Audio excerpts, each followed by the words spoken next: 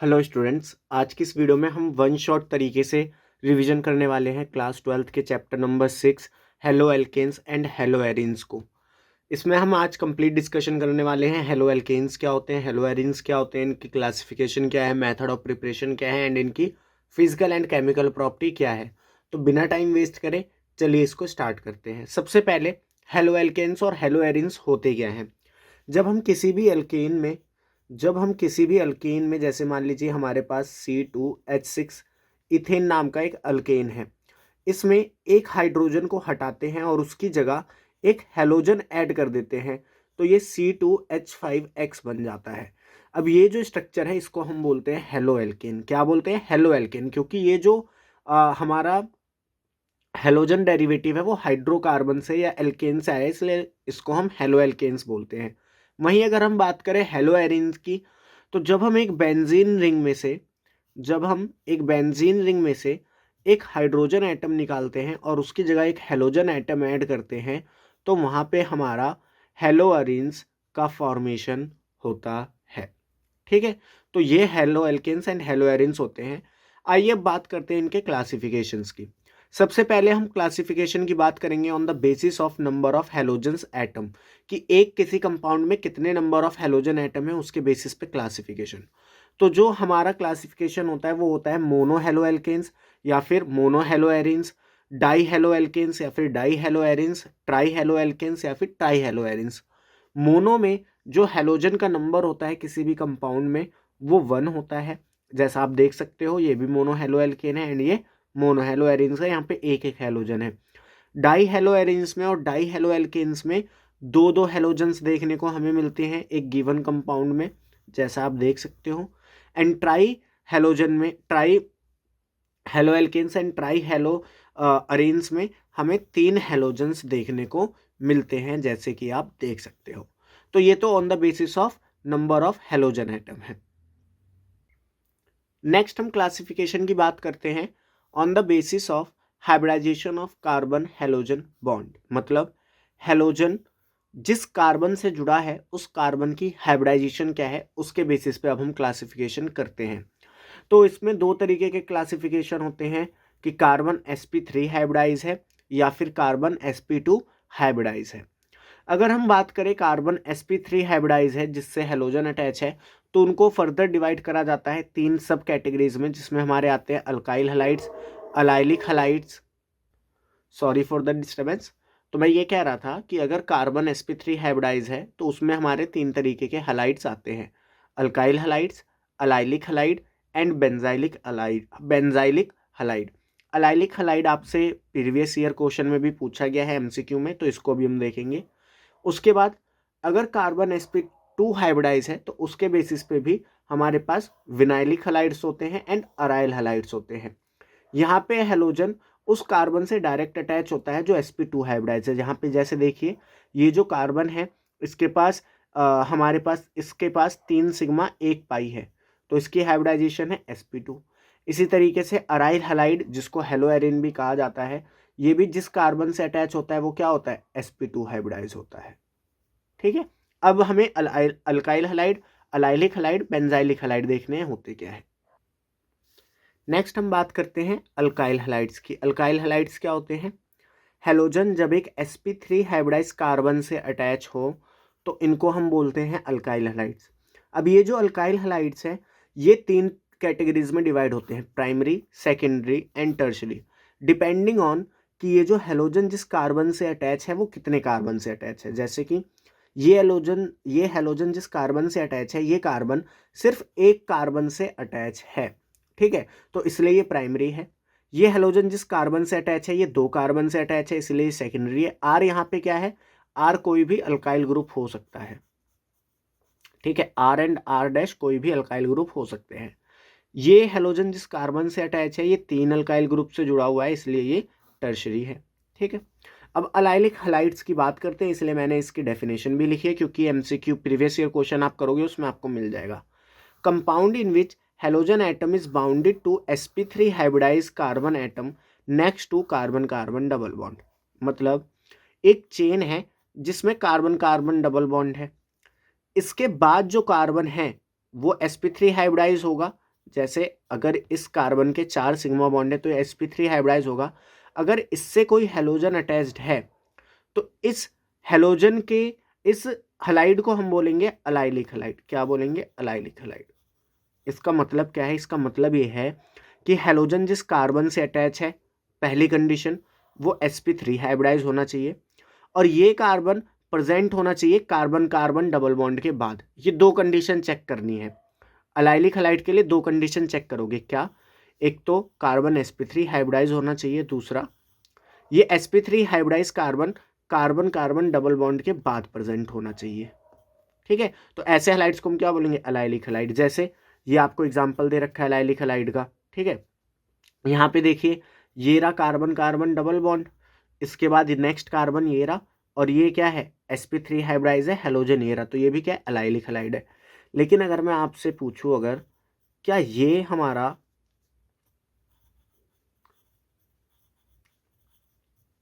क्या ये allylic halide है? नहीं, ये अलाइलिक हलाइड नहीं है। क्यों नहीं है?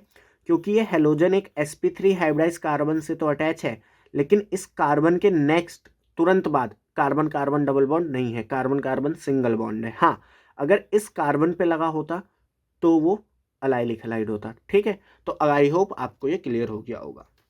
नेक्स्ट हम बात करते हैं बेंजाइलिक हलाइड। बेंजाइलिक हलाइड क्या होते हैं? हेलोजन जिस कार्बन से अटैच्ड है या हेलोजन जिस sp3 हाइब्रिडाइज कार्बन से अटैच है वो कार्बन सीधा किसी बेंजीन रिंग से अटैच हो, तो ऐसे हलाइड्स को हम क्या बोलेंगे? Benzylic halide. ये भी प्राइमरी हो सकते हैं, सेकेंडरी हो सकते हैं एंड टर्शरी हो सकते हैं। तो ये टर्शरी है क्योंकि ये कार्बन 3 कार्बन से अटैच है, ये 2 डिग्री है क्योंकि ये 1-2 कार्बन से अटैच है। ठीक है, तो आई होप क्लासिफिकेशन आपको क्लियर है।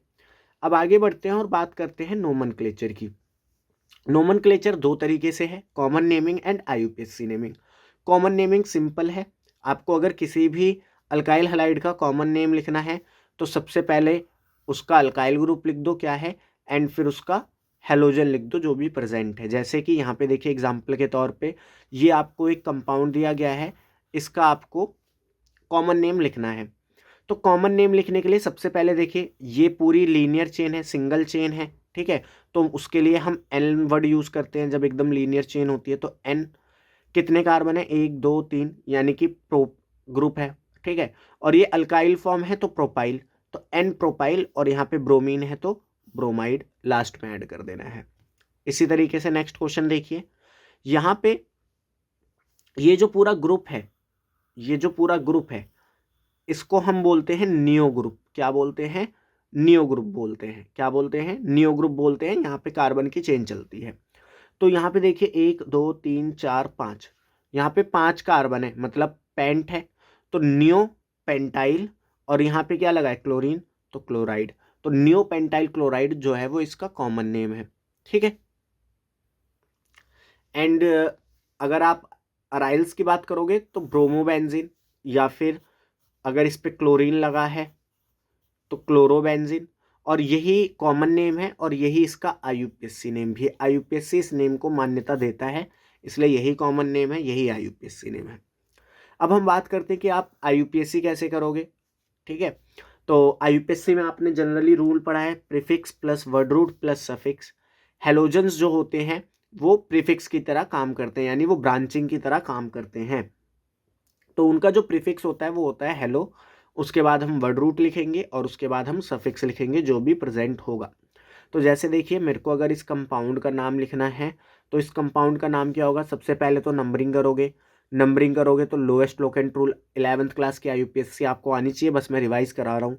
लोएस्ट लोकेंट रूल, इस ब्रांच को सबसे कम नंबर दोगे तो 1 2 3, तो 3 कार्बन है जिसमें सेकेंड नंबर पे क्लोरीन लगा हुआ है, तो क्लोरीन क्या है? प्रीफिक्स, तो इसलिए 2 क्लोरो पोजीशन बतानी जरूरी है। 3 कार्बन है तो प्रॉप, सफिक्स क्या हो जाएगा? सारे सिंगल बॉन्ड है तो एन। ठीक है, तो इस तरीके से आपको इसका नाम लिखना है। नेक्स्ट हम आगे बढ़ते हैं टॉपिक में और बात करते हैं नेचर ऑफ CX बॉन्ड, यानी कि कार्बन हेलोजन का जो बॉन्ड होता है उसका नेचर कैसा होता है। तो हमें पता है कि ये जो हेलोजन होता है, ये जो हेलोजन्स होते हैं इनकी जो इलेक्ट्रोनेगेटिविटी होती है वो हाई होती है। हेलोजेंस की इलेक्ट्रोनेगेटिविटी क्या होती है, हाई होती है, जैसे फ्लोरीन, ठीक है, क्लोरीन, ब्रोमीन, आयोडीन, इनकी इलेक्ट्रोनेगेटिविटी ज़्यादा होती है एज कंपेयर टू इनके अदर पीरियड्स के मेंबर से, ठीक है। तो अगर हम बात करें इनके नेचर की, तो क्योंकि इसकी इलेक्ट्रोनेगेटिविटी ज़्यादा है तो ये जो इलेक्ट्रॉन शेयर करे गए हैं उनको अपनी तरफ खींच के रखेगा, जिसकी वजह से पोलराइजेशन होगा बॉन्ड का। इसी वजह से जो कार्बन हेलोजन बॉन्ड है वो हाईली पोलराइज होता है, polarize in nature due to high electronegativity of halogen atom, ठीक है। अगर आपसे कोई पूछ ले ऑर्डर ऑफ पोलैरिटी, किसकी पोलैरिटी सबसे ज़्यादा है, तो HCl की पोलैरिटी सबसे ज़्यादा होती है, HF की उससे कम होती है, HBr की उससे कम होती है, एंड हेलोजन आयोडाइड की हाइड्रोजन आयोडाइड की सबसे कम पोलैरिटी होती है। सो यहाँ से हमारा मेन चैप्टर स्टार्ट होता है जहाँ से सबसे ज़्यादा क्वेश्चन आते हैं। तो अब हम बात करते हैं मेथड ऑफ प्रिपरेशन की, कि हेलो अल्केन्स को एंड हेलो एरिन्स को बनाया कैसे जाता है। इसमें सबसे पहला मेथड है अल्कोहल को यूज़ करके, हम अल्कोहलिक कंपाउंड को यूज़ करके हेलो एल्केन्स का प्रिपरेशन कर सकते हैं। कैसे करेंगे आइए देखते हैं। जब हम किसी भी अल्कोहल को रिएक्ट कराते हैं HX के साथ, ठीक है, हाइड्रोजन हलाइड के साथ, तो यहाँ पे होता क्या है कि क्योंकि ऑक्सीजन के पास यहाँ लोन पेयर होता है तो ये H+ सबसे पहले जाके अटैक करेगा। ये कुछ इस तरीके से होता है, पूरा मैकेनिज्म आपको याद नहीं रखना, अभी मैं एक चीज़ बताऊंगा बस वो आपको याद रखना है। ये कुछ इस तरीके से होता है, इसका प्रोटॉन यहाँ पे जाके अटैक करता है तो आपकी ये फॉर्म बन जाती है, और फिर क्योंकि ऑक्सीजन पे पॉजिटिव चार्ज अनस्टेबल होता है तो यहाँ से वाटर मॉलिक्यूल निकलता है और पॉजिटिव चार्ज कार्बन पे आ जाता है, तो कार्बोकटाइन का फॉर्मेशन होता है। और कार्बोकटाइन को रीअरेंज करना है अगर पॉसिबल है तो। रीअरेंज करने का मतलब क्या है, अगर कार्बोकटाइन को शिफ्ट करके स्टेबिलिटी इंक्रीज कर रही है, स्टेबिलिटी इंक्रीज कर रही है तो वो शिफ्टिंग कर देनी है, इसी को हम बोलते हैं रीअरेंजमेंट, ठीक है। और उसके बाद क्या करना है, उसके बाद हेलोजन लाके जोड़ देना है।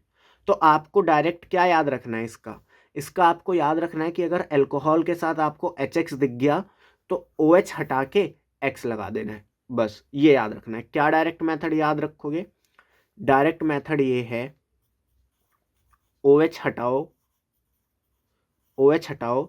और X लगाओ, तो ये आपको डायरेक्ट याद रखना है। इसी तरीके से जब हम NaX को रिएक्ट कराते हैं in the presence of sulphuric acid तो सेम रिएक्शन होती है, कार्बोकटाइन बनता है और फिर हम लाके हेलोजन को ऐड कर देते हैं, ओके। इसी तरीके से अल्कोहल को अगर मैं PX3 के साथ रिएक्ट करा दूं या फिर मैं रेड फॉस्फोरस के साथ रिएक्ट करा दूं, ठीक है, तो हमारा RX एंड RX ही बनना है। अगर मैं PX5 के साथ रिएक्ट करा दूं तो RX POX3 HX बन जाएगा, ठीक है। मतलब आपको बस इन सारी रिएक्शन में क्या करना है, OH हटाना है, X लगाना है। जहाँ पे आपको दो चीज़ें याद रखनी है, जब कार्बोकटाइन यहाँ पे बन रहा है तो कार्बोकटाइन को रीअरेंज करना है, ये दोनों इक्वेशन बस याद रखनी है, कार्बोकटाइन को रीअरेंज करना है, बाकी सब में OH हटाओ X लगाओ, ठीक है। वहीं जब हम अल्कोहल को रिएक्ट कराते हैं थायोल क्लोराइड के साथ तो RCl हमारा बनता है, अल्काइल क्लोराइड बनता है, सल्फर डाइऑक्साइड गैस बनती है एंड HCl गैस बनती है जो कि बाहर निकल जाती हैं।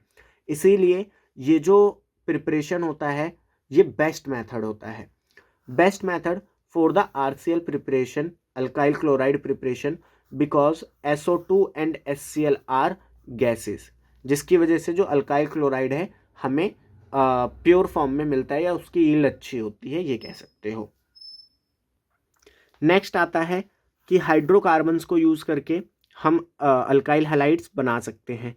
कैसे बनाते हैं, फ्री रेडिकल हेलोजिनेशन, आपने क्लास 11th में भी पढ़ी होगी कि किसी भी अल्केन में X2 को रिएक्ट करा दो in the presence of sunlight, तो सनलाइट इसको क्या कर देता है, फ्री रेडिकल फॉर्म कर देता है एंड ये फिर यहाँ पे आके अटैक करते हैं, जिसमें 3 डिग्री सबसे पहले बनता है, फिर 2 डिग्री, फिर 1 डिग्री। तो यहाँ पे तो 3 डिग्री पॉसिबल है ही नहीं, क्या पॉसिबल है, 2 डिग्री, तो 2 डिग्री यहाँ पे मेजर बनेगा और 1 डिग्री यहाँ पे माइनर बनेगा। क्लास 11th की रिएक्शन है, आपको याद होगी। इसके बाद नेक्स्ट आती है electrophilic substitution reaction. Electrophilic substitution reaction में क्या होता है कि एक इलेक्ट्रोफाइल यानी कि इलेक्ट्रॉन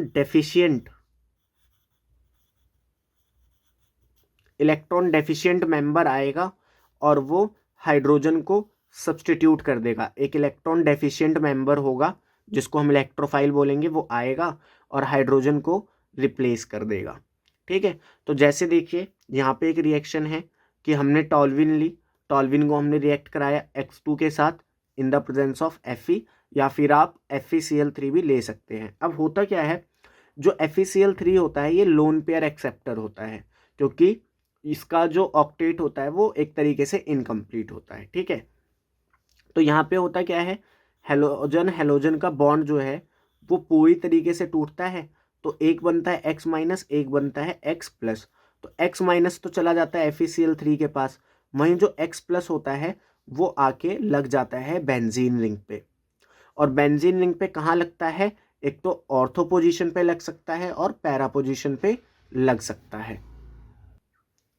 तो यहाँ पे एक ऑर्थो हेलोटाउलिन बनता है और एक पैरा हेलोटाउलिन बनता है। जहाँ पे अगर आपसे कोई पूछ ले मेजर कौन सा होता है, तो मेजर होता है पैरा हेलोटाउलिन। ठीक है,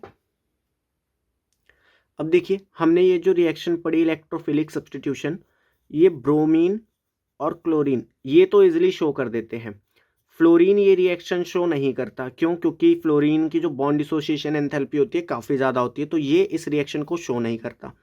वहीं अगर मैं बात करूं आयोडीन की, तो आयोडीन नॉर्मली इसको शो नहीं करेगा। क्यों नहीं करेगा? क्योंकि जब आप नॉर्मली इसको रिएक्ट कराने जाओगे तो यहाँ पे जो प्रोडक्ट बनेगा आपका वो बनेगा हेलोटाउलिन, एक तो बनेगा ही बनेगा, प्लस में HI बन जाता है। क्या बन जाता है? HI। और ये जो HI होता है ये रिड्यूसिंग एजेंट होता है, और रिड्यूसिंग एजेंट में भी स्ट्रॉन्ग रिड्यूसिंग एजेंट होता है, तो ये रिएक्शन को बैकवर्ड डायरेक्शन में प्रोसीड कर देता है। तो इसीलिए अगर मेरे को आइडोटाउलिन बनानी है, ठीक है, तो मेरे को यहाँ पे एक ऑक्सीडाइजिंग एजेंट यूज़ करना पड़ता है, जिसको हम ज़्यादातर केस में HNO3 ही लेते हैं, और इसी को आपको याद कर लेना है। ठीक है, तो अगर आपको आयोडोटाउलिन बनानी है तो HNO3 as a oxidizing agent आपको यूज़ करना पड़ेगा, जो कि ये दोनों आपस में रिएक्ट कर जाएंगे, तो हमारा जो प्रोडक्ट है वो सेफ रहेगा। नेक्स्ट मेथड ऑफ प्रिपरेशन है फ्रॉम द एनिलीन, और ये बहुत ज़्यादा इंपॉर्टेंट है क्योंकि ये नेम रिएक्शन है, बहुत बार पेपर में पूछी जाती है। होता क्या है, जब हम एनिलीन को हीट करते हैं NaNO2 के साथ, ठीक है, in the presence of HX at the temperature of 273 kelvin या फिर 278 केल्विन, या फिर इसी को 0 से 5 डिग्री सेल्सियस भी लिख देते हैं। ठीक है, तो जब हम एनिलीन को हीट करते हैं NaNO2 के साथ in the presence of HX, तो हमारा बेंजीन डाइजोनियम सॉल्ट बनता है। क्या बनता है? ये जो आप देख रहे हो ना, इसको हम बोलते हैं बेंजीन डाइजोनियम सॉल्ट।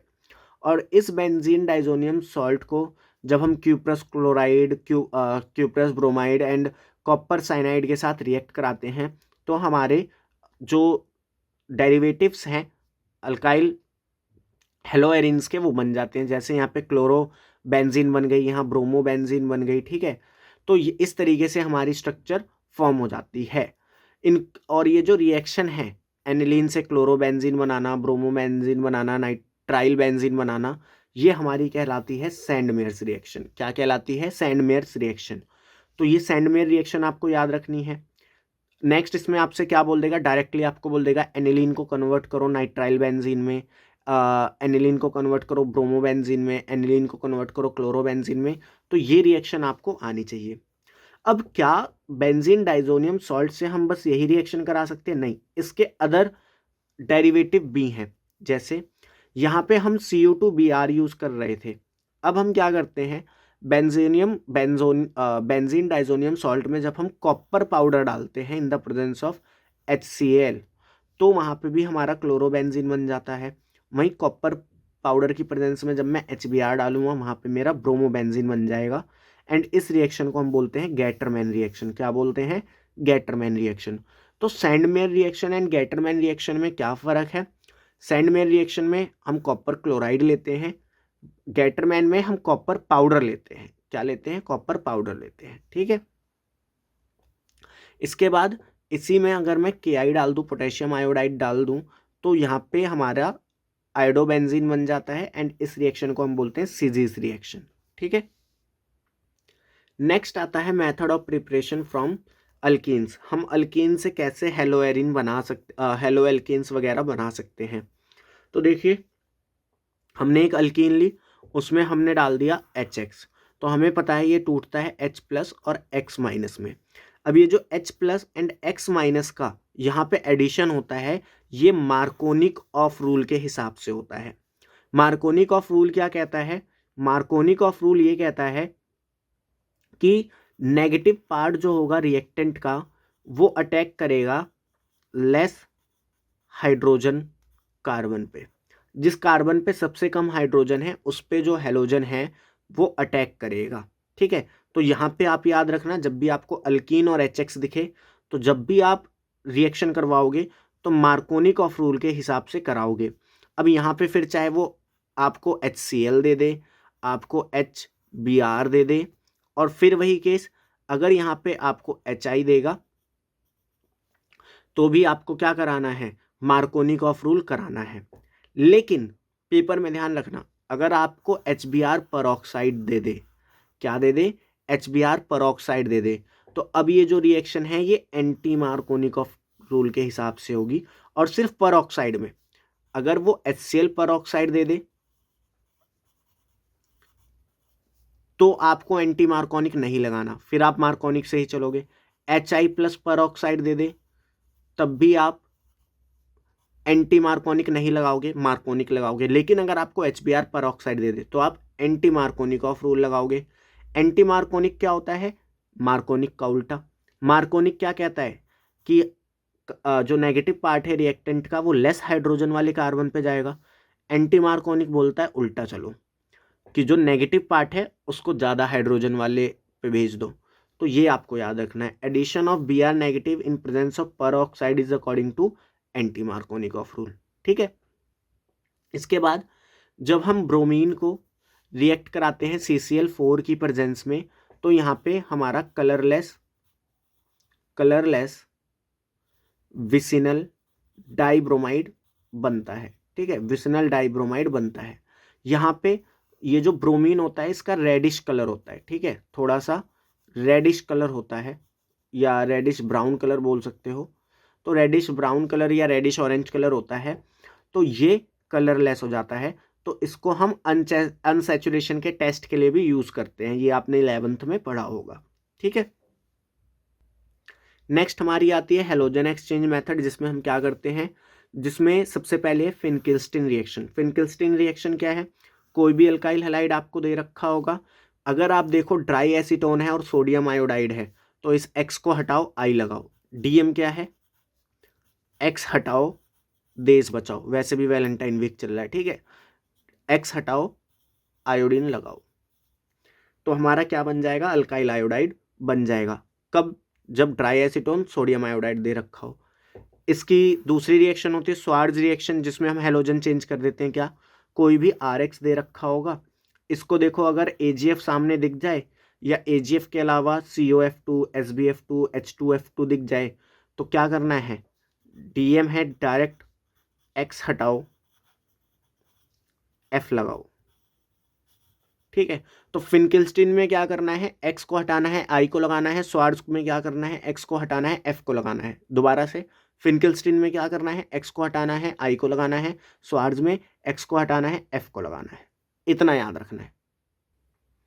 तो यहाँ पे हमारी जो मेथड ऑफ प्रिपरेशन है वो ख़त्म होती है।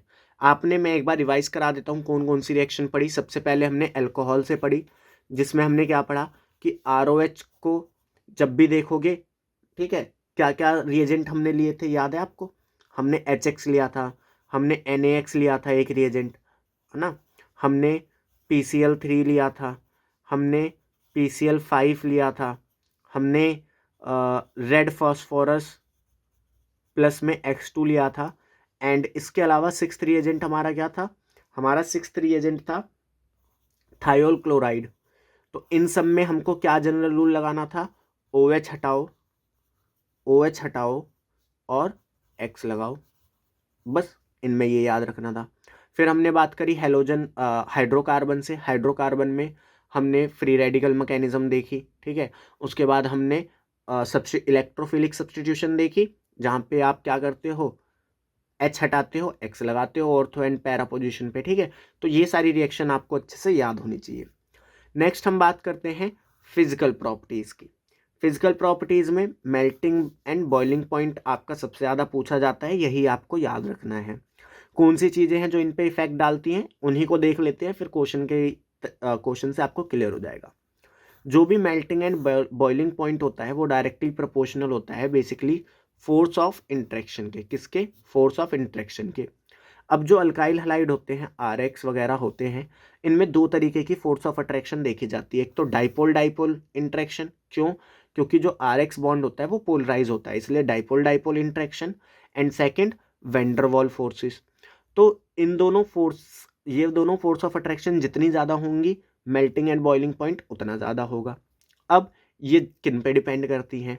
तो देखिए, वैन डर वाल फोर्स जो होती है वो तो डिपेंड करती है मॉलिक्यूलर साइज पे, मतलब जितना ज़्यादा मॉलिक्यूलर साइज होगा वैन डर वाल फोर्स उतनी ज़्यादा होंगी। क्यों? क्योंकि van der Waal force directly proportional है मॉलिक्यूलर साइज के। तो मॉलिक्यूलर साइज जितना ज़्यादा, वैन डर वाल फोर्स उतनी ज़्यादा, और वैन डर वाल फोर्स जितनी ज़्यादा, मेल्टिंग एंड बॉइलिंग पॉइंट उतना ज़्यादा। वहीं van der Waal force inversely proportional होती है ब्रांचिंग के। क्यों? क्योंकि देखिए, जब भी ब्रांचिंग होती है तो ब्रांचिंग होने की वजह से जो सरफेस एरिया है वो डिक्रीज कर जाता है। सरफेस एरिया डिक्रीज कर जाता है, और सरफेस एरिया डिक्रीज करने की वजह से जो van der Waal force of attraction है वो भी डिक्रीज कर जाती है। और van der Waal force of attraction decrease करेगी तो आपका बॉइलिंग पॉइंट भी डिक्रीज करेगा। तो आपको क्या याद रखना है? अगर मॉलिक्यूलर साइज बढ़ रहा है तो मेल्टिंग पॉइंट और बॉइलिंग पॉइंट बढ़ेगा, और अगर ब्रांचिंग बढ़ रही है तो melting point and boiling point decrease करेगा। ठीक है, ठीक है। चलिए नेक्स्ट क्वेश्चन हम देखते हैं। Boiling point of alkyl halide are higher than those of hydrocarbon of comparable molecular mass, why? कहने का मतलब है कि अगर मैं बात करूं C2H6 में, और अगर मैं बात करूं C2H5Cl में, जो बॉइलिंग पॉइंट है वो अल्काइल हलाइड का ज़्यादा है। ऐसा क्यों होता है? ऐसा इसलिए होता है due to high polarity as well as high molecular mass as compare to parent hydrocarbon. ये C2H5Cl यानी अल्काइल हलाइड हमारा, या इथाइल क्लोराइड हमारा किससे बना है? इथेन से बना है। तो इथेन और इसका मॉलिक्यूलर मास देखोगे तो इसका मॉलिक्यूलर मास ज़्यादा है। मॉलिक्यूलर मास ज़्यादा है तो van der Waal force of attraction ज़्यादा है, और van der Waal force of attraction ज़्यादा है तो मेल्टिंग पॉइंट बॉइलिंग पॉइंट ज़्यादा है। इसी तरीके से डाइपोल मूवमेंट यहाँ पे ज़्यादा है क्योंकि यहाँ पे क्लोरीन है, क्लोरीन हाई पोलर नेचर का होता है, तो डाइपोल मूवमेंट यहाँ ज़्यादा होगा, जिसकी वजह से पोलैरिटी ज़्यादा होगी। पोलैरिटी ज़्यादा होगी तो डाइपोल डाइपोल इंट्रैक्शन ज़्यादा, बॉइलिंग पॉइंट ज़्यादा, मेल्टिंग पॉइंट ज़्यादा। ठीक है, तो ये इसका आंसर है। अब कई बार डायरेक्ट कंपैरिजन करने को बोल देता है, बोल लेगा कि अल्काइल ग्रुप सेम है, बताओ ऑर्डर ऑफ बॉइलिंग पॉइंट क्या होगा। अगर अल्काइल ग्रुप सेम है तो बॉइलिंग पॉइंट किसका ज़्यादा होगा? RI का, उससे कम RBr का, उससे कम RCl का, उससे कम RF का। ऐसा क्यों होगा? क्योंकि आयोडीन का जो साइज़ है वो ज़्यादा है। साइज़ ज़्यादा है मतलब मॉलिक्यूलर वेट ज़्यादा है। तो हमने बात करी कि मॉलिक्यूलर वेट और molecular size van der Waal forces बढ़ाते हैं। तो जब साइज ज़्यादा, वैन डर वाल फोर्स ज़्यादा, वैन डर वाल फोर्स ज़्यादा, तो मेल्टिंग एंड बॉइलिंग पॉइंट ज़्यादा। तो इसलिए ये ऑर्डर आता है। ठीक है, तो ये याद रखना। हम नेक्स्ट क्वेश्चन देखते हैं। Para isomer have high melting point as compare to ortho and meta isomers, Y?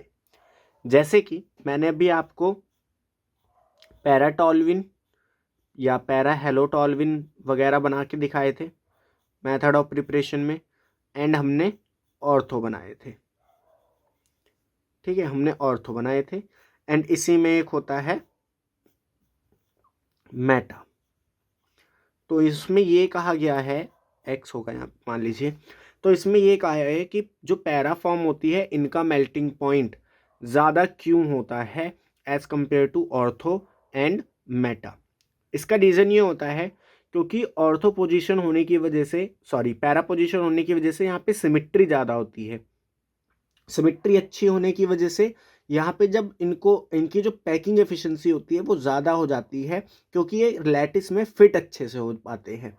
ठीक है, तो इसलिए इनकी जो मेल्टिंग पॉइंट होती है वो ज़्यादा होती है। Due to symmetry of para isomer that fit in crystal lattice, hence a more lattice enthalpy. अगर आपसे पूछ लिया जाए सबसे ज़्यादा होता किसका है, तो सबसे ज़्यादा मेल्टिंग पॉइंट होता है पैरा का, उससे कम होता है ऑर्थो का, एंड सबसे कम होता है मेटा का। ठीक है, तो ये ऑर्डर आप याद रखना। क्या याद रखोगे कि मेटा का सबसे कम है, ऑर्थो का उससे ज़्यादा है, एंड पैरा फॉर्म का उससे ज़्यादा मेल्टिंग पॉइंट है। सो देखिए, अगर हम बात करें order of melting and boiling point की, तो मेटा का सबसे कम है, ऑर्थो का उससे ज़्यादा है, एंड पैरा का सबसे ज़्यादा है। नेक्स्ट फिजिकल प्रॉपर्टी हम पढ़ते हैं सॉलिबिलिटी की।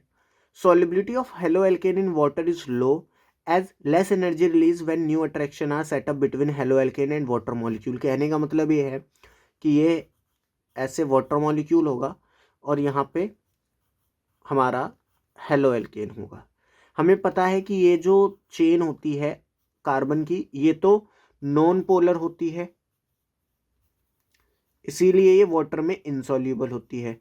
अब जो थोड़ी बहुत सॉल्युबिलिटी आती है वो आती है इस हेलोजन एंड कार्बन के पोलर नेचर की वजह से। बट यहाँ पे ये जो अट्रैक्शन होगी, इस टाइम पे जो एनर्जी रिलीज होगी वो कम होगी, जिसकी वजह से यहाँ पे जो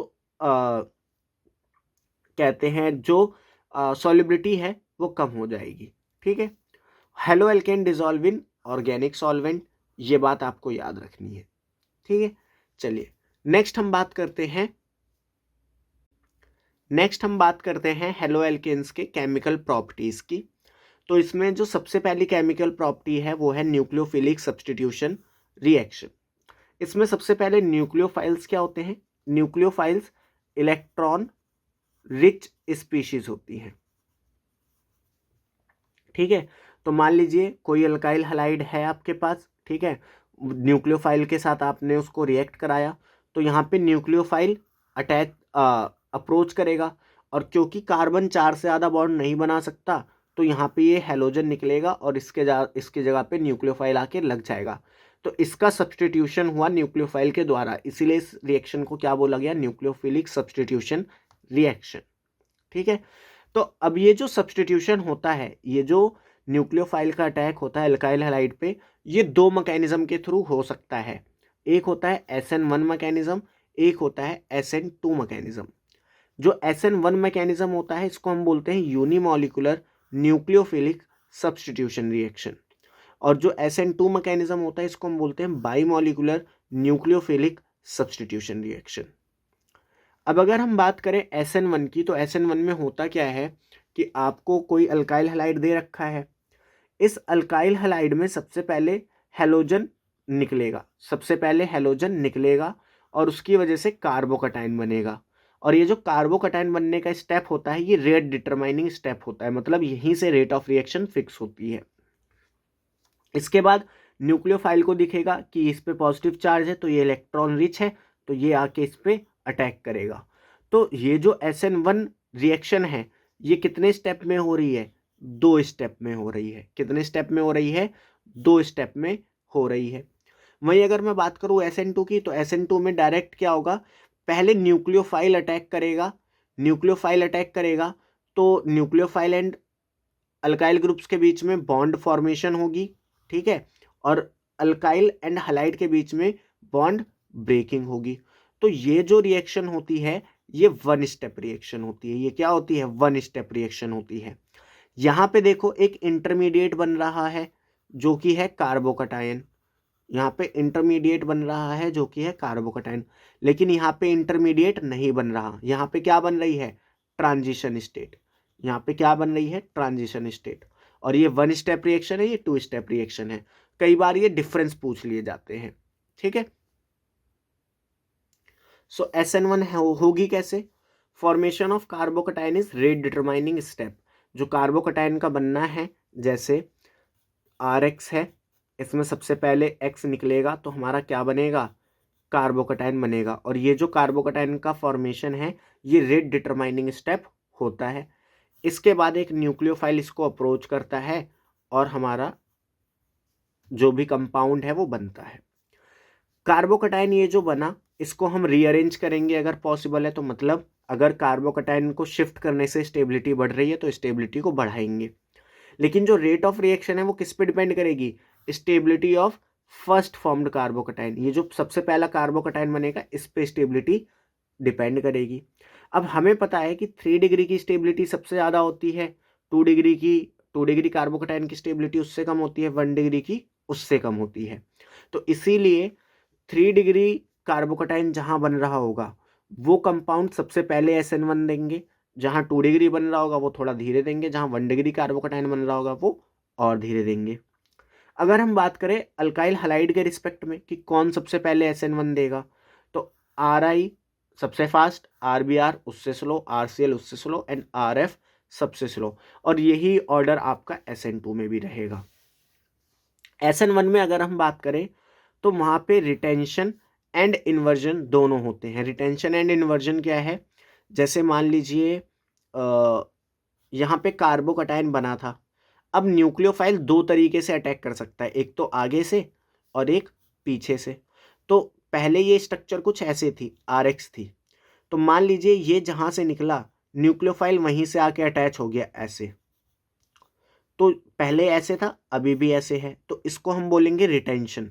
लेकिन मान लीजिए हेलोजन इधर से निकला, न्यूक्लियोफाइल ने दूसरी साइड से अटैक करा, वो आ गया इस साइड से, तो यहाँ पे क्या हुआ? उल्टी हो गई चीज़ें।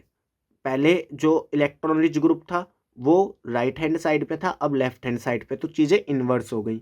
तो यहाँ पे रिटेंशन एंड इन्वर्जन दोनों होता है, किसमें? SN1 रिएक्शन में। इसीलिए SN1 रिएक्शन जब हम कराते हैं तो रैस्मिक मिक्सचर फॉर्म होता है। रैस्मिक मिक्सचर क्या है? बेसिकली ये जो रिटेंशन एंड इन्वर्जन है इन दोनों कंपाउंड को मिक्स कर दिया तो रैस्मिक मिक्सचर का फॉर्मेशन हो गया। नेक्स्ट हमारा आता है SN2 मैकेनिज्म। नेक्स्ट हमारा क्या आता है? SN2 mechanism. SN2 मैकेनिज्म में कोई भी इंटरमीडिएट नहीं बनता, मैंने आपको दिखाया था। क्या बनती है? ट्रांजिशन स्टेट बनती है। और ट्रांजिशन स्टेट बनती कैसे है कि यहाँ पे RX है, न्यूक्लियोफाइल आके अटैच करेगा, न्यूक्लियोफाइल आके अटैक करेगा। अब देखो न्यूक्लियोफाइल का अल्काइल ग्रुप के साथ अटैचमेंट किस बात पे डिपेंड करेगा कि ये हेलोजन जिस कार्बन से अटैच है उसके आसपास कितनी भीड़ है, उसके आसपास कितनी भीड़ है। अगर ये ग्रुप मान लो कुछ ऐसा होगा, CH3 CH3 CH3 और यहाँ पे हेलोजन होगा, तो यहाँ पे तो भाई न्यूक्लियोफाइल को अटैक करने के लिए जगह ही नहीं मिलेगी, वो न्यूक्लियोफाइल को अटैक करने में बहुत दिक्कत होगी, उसे जगह ही नहीं मिलेगी। और लेकिन अगर ये ऐसा होगा CH3X तो न्यूक्लियोफाइल ईजिली आके अटैक कर देगा, ठीक है। तो इसीलिए यहाँ पे जो रेट ऑफ रिएक्शन होती है वो स्टेरिक हिंड्रेंस से, मतलब भीड़ भाड़ कितनी है उस चीज़ से डिटरमाइन होती है। अगर भीड़ भाड़ ज़्यादा होगी रेट ऑफ रिएक्शन कम होगी, अगर भीड़ भाड़ कम होगी रेट ऑफ रिएक्शन ज़्यादा होगी, ठीक है।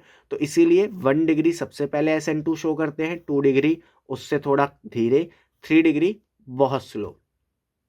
अल्काइल हैलाइड्स की बात करोगे तो यही सेम ऑर्डर है, आयोडाइड सबसे पहले दे देंगे, फिर ब्रोमाइड, फिर क्लोराइड एंड फिर फ्लोराइड।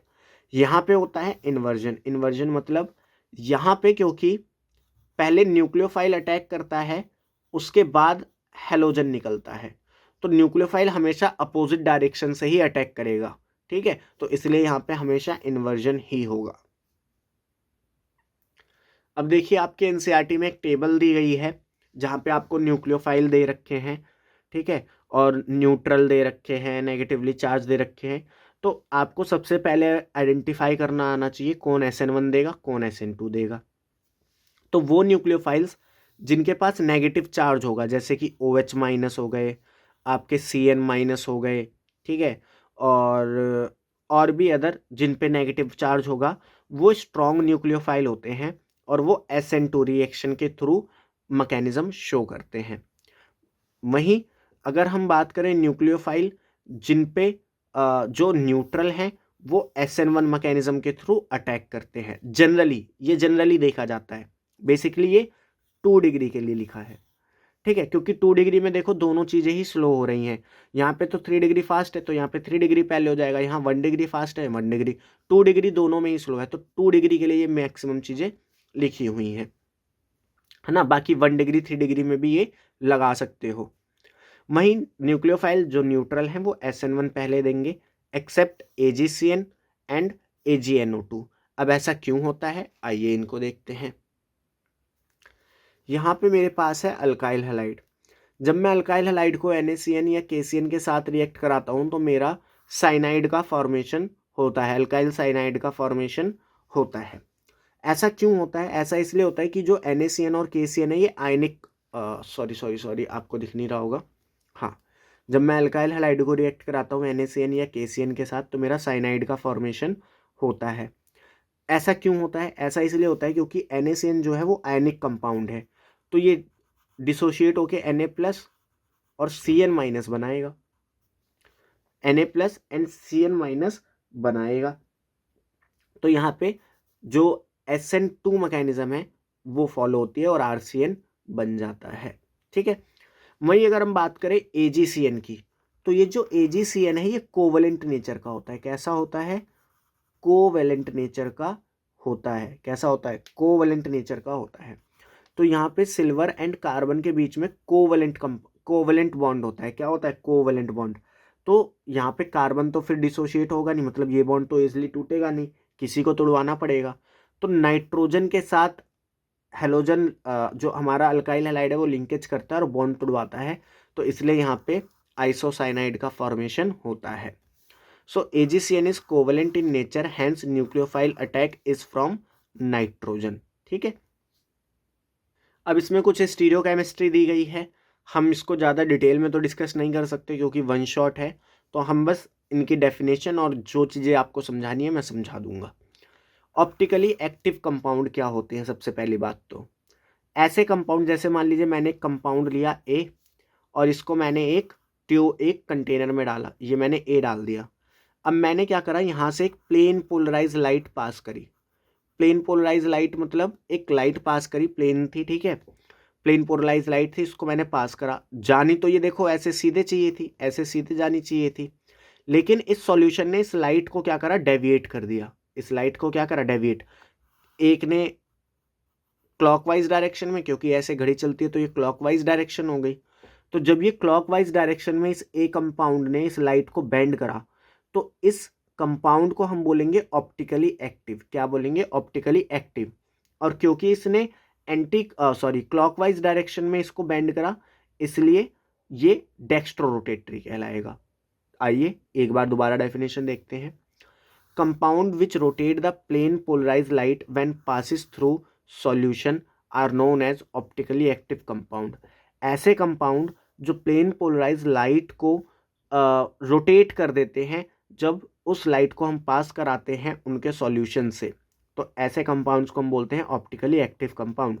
तो यहाँ पे जो A है ये ऑप्टिकली एक्टिव कंपाउंड है। ठीक है, अगर ये रोटेशन क्लॉकवाइज हुई तो इस कंपाउंड को हम बोलेंगे डेक्स्ट्रोरोटेटरी। ठीक है, तो यहाँ पे देखिए रोटेशन कैसी थी, क्लॉकवाइज, इसलिए A क्या है, डेक्स्ट्रोरोटेटरी। लेकिन अगर ये रोटेशन एंटी क्लॉकवाइज हुई, मतलब मान लीजिए मैंने कोई B सॉल्यूशन लिया, यहाँ पे B कंपाउंड का सॉल्यूशन बताया, लाइट को ऐसे डाला, जानी तो ये ऐसी चाहिए थी, लेकिन ये ऐसे बेंड कर गई एंटी क्लॉकवाइज। ठीक है, एंटी क्लॉकवाइज बेंड कर गई, तो अब ये जो B है इसको हम बोलेंगे लीवोरोटेटरी। क्या बोलेंगे, लीवोरोटेटरी। तो डेक्स्ट्रोरोटेटरी प्लस या D सिंबल से रिप्रेजेंट करा जाता है, लीवोरोटेटरी को माइनस या फिर L सिंबल से रिप्रेजेंट करा जाता है।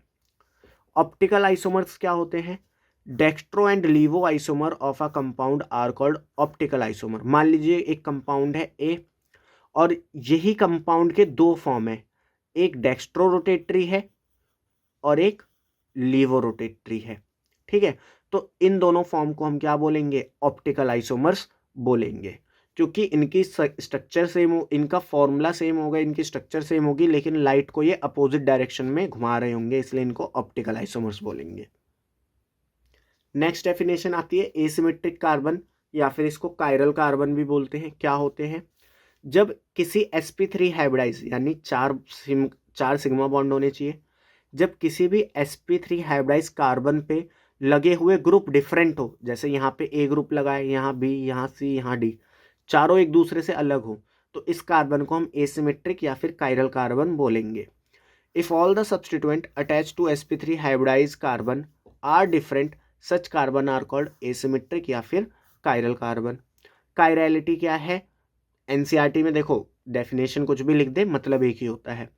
Object which are non superimposable on their mirror images are said to be chiral and this property is called chirality. मतलब जैसे मान लीजिए ये मेरा हाथ है, इसकी अगर मैं मिरर इमेज बनाऊंगा तो वो कुछ ऐसे बनेगी, ऐसे बनेगी। अब इसको आप क्या करिए, 180 डिग्री रोटेट कर दीजिए, इसको 180 डिग्री रोटेट कर दो। क्या ये मेरे हाथ पे सुपर इम्पोज हो रहा है? नहीं। आप खुद भी करके देखो कि आप एक ऐसे लो हाथ को, हाथ थोड़ा बड़ा हो रहा है मेरा, कि कोई भी एक चीज़ लो, उसकी मिरर इमेज बनाओ, उसको 180 डिग्री पे रोटेट कर दो।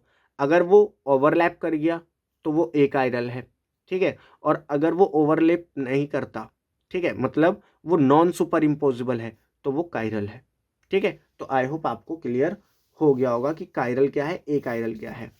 अगर mirror image non super imposable है तो वो कायरल है, और अगर सुपर इम्पोजिबल है तो वो एक आयरल है। जैसे देखिए यहाँ पे हमने कोई ए कंपाउंड लिया, ठीक है, बेसिकली प्रोपेन टू ऑल है। यहाँ पे नेमिंग करोगे 1 2 3, तो प्रोपेन टू ऑल है ये। मैंने इसकी मिरर इमेज बनाई, ये मिरर है, ये क्या है, मिरर है। इसकी हमने मिरर इमेज बनाई, मिरर इमेज में पास वाला पास बनता है, दूर वाला दूर बनता है, ये दूर था तो ये दूर बन गया, ठीक है। चलिए अब मैंने इसको 180 डिग्री, इसको मैंने पकड़ा 180 डिग्री घुमा दिया, 180 डिग्री घुमा दिया तो OH इधर था, अभी इधर आ गया, एक ये फॉर्म बन गई। देखो ये और ये सेम है, इसको उठा के जब इस पे रखोगे तो ये एक दूसरे के ऊपर क्या हो जाएंगे, सुपर इम्पोज हो जाएंगे। तो ये जो सुपर इम्पोजेबल इमेज बनी, तो इसको हम क्या बोलेंगे कि ये जो कंपाउंड है ये एक आयरल है। ये कंपाउंड क्या है, एक आयरल है। तो देखो प्रोपेन टू ऑल इज एक आयरल, ठीक है। क्यों? क्योंकि इसकी मिरर इमेज इस पे सुपर इम्पोजेबल है। वहीं देखो अगर मैं बात करता हूँ ब्यूटेन टू ऑल की, तो ये 1 2 सॉरी यहाँ से नंबरिंग ली गई है 1 2 3 4, ठीक है। तो ब्यूटेन टू ऑल है, इसकी मिरर इमेज हमने बनाई, कुछ ऐसी बनी। इसको फिर हमने 180 डिग्री रोटेट करा। अब 180 डिग्री रोटेट करा तो ये CH3 इधर आ गया, C2H5 ऊपर चला गया, ये जो C2H5 था ये ऊपर चला गया, CH3 इधर आ गया। तो जब मैं इसको उठा के इस पर सुपर इम्पोज करूंगा, हो पाएगी? नहीं। CH3 के ऊपर C2H5 आ जाएगा, C2H5 के ऊपर CH3 आ जाएगा, तो ये सुपर इम्पोज तो नहीं हो रहा। और क्योंकि ये सुपर इम्पोज नहीं हो रहा तो ये कैसी है, नॉन सुपर इम्पोजिबल है। नॉन सुपर इम्पोजिबल है तो ये क्या है, ये कायरल कंपाउंड है। क्या है ये, कायरल कंपाउंड है।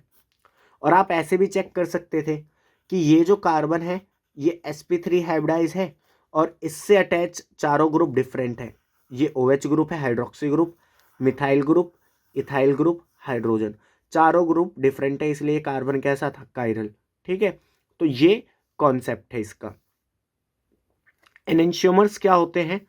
अगर आपसे कोई पूछे व्हाट आर दी एनेंशियोमर्स, तो enantiomers are the non superimposable mirror images. जो नॉन सुपर इम्पोजिबल, जैसे A एंड B का जो मिक्सचर होगा, या A एंड B जो है ये आपस में एक दूसरे के क्या है, एनेंशियोमर्स हैं। क्यों? क्योंकि ये एक दूसरे पे नॉन सुपर इम्पोजिबल है। केमिकल जो इसका मॉलिकुलर फॉर्मूला है सेम आएगा, ठीक है, लेकिन प्रॉपर्टी अलग अलग है, तो इसलिए क्या है, एनेंशियोमर्स है। Stereoisomers related to each other are non superimposable mirror images are called enantiomers, ठीक है। अब यहाँ पे होता क्या है, यहाँ पे होता ये है कि क्योंकि दोनों का मॉलिकुलर फॉर्मूला सेम है, सब कुछ सेम है, स्ट्रक्चर सेम है, ग्रुप भी सेम है, बस किसका फ़र्क है, अरेंजमेंट का। किसका फ़र्क है, अरेंजमेंट का। तो अगर मान लीजिए ये लाइट को प्लस में रोटेट करता है तो ये लाइट को नेगेटिव में रोटेट करेगा और सेम एंगल से करेगा। अगर ये +5 डिग्री रोटेट कर रहा है तो ये -5 डिग्री रोटेट करेगा। तो अगर मैं इन दोनों का मिक्सचर ले लूँ जिसमें ये भी 50% ये भी 50%, तो ये -5 ये +5, तो नेट क्या बन जाएगा, 0।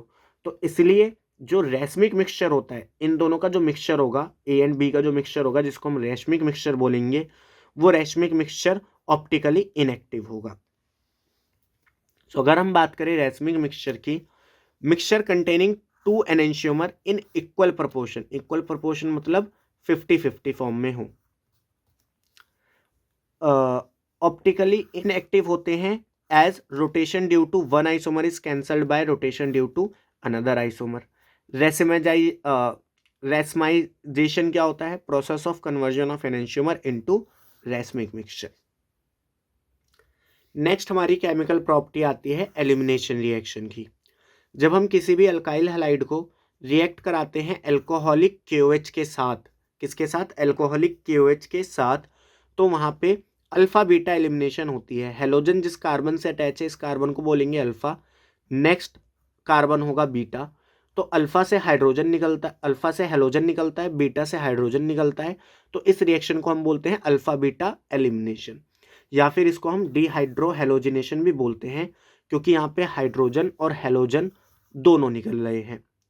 अब यहाँ पे आपको याद क्या रखना है? आपको यहाँ याद रखना है कि जो स्टेबल अल्कीन होगी वो मेजर होगी, जो स्टेबल अल्कीन होगी वो मेजर होगी। और स्टेबल अल्कीन चेक कैसे करोगे?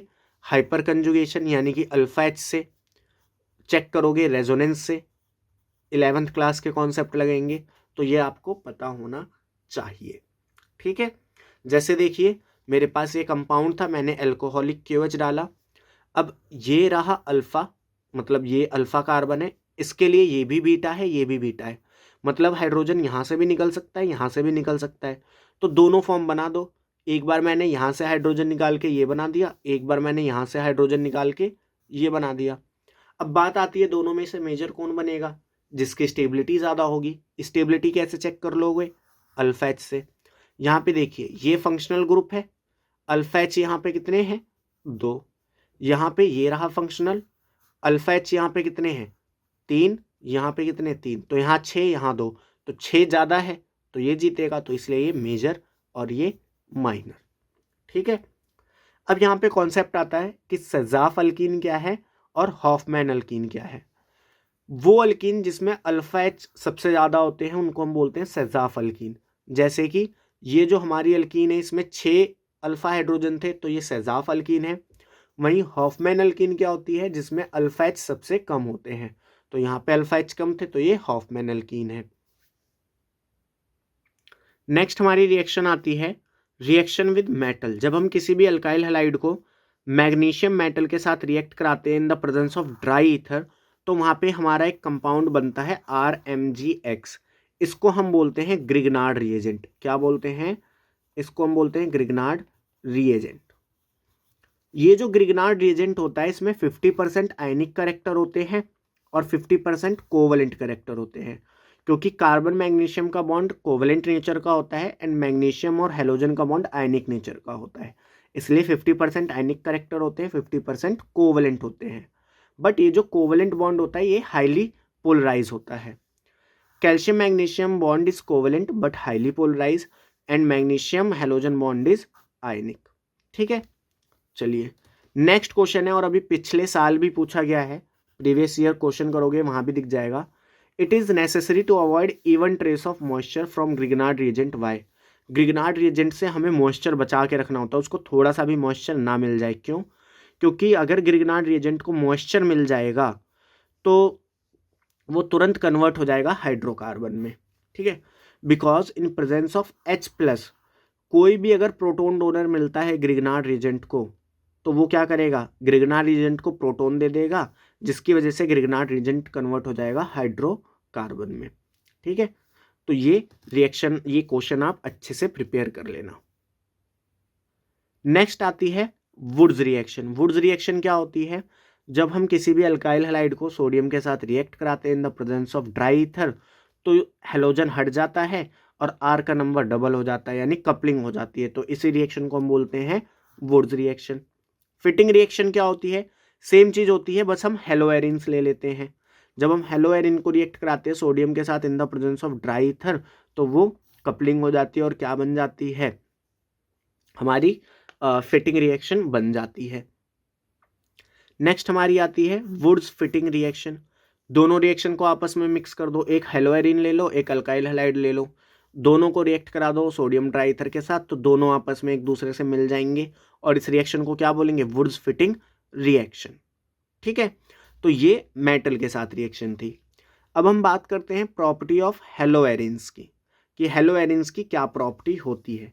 सबसे पहले अगर हम बात करें न्यूक्लियोफिलिक सब्स्टिट्यूशन रिएक्शन की, न्यूक्लियोफिल मतलब इलेक्ट्रॉन रिच स्पीसीज, न्यूक्लियोफाइल मतलब इलेक्ट्रॉन रिच स्पीसीज। तो जो हेलोएरिन्स होती हैं वो लेस रिएक्टिव होती है toward the nucleophilic substitution reaction. ऐसा क्यों होता है, इसके पीछे 4 रीजन है।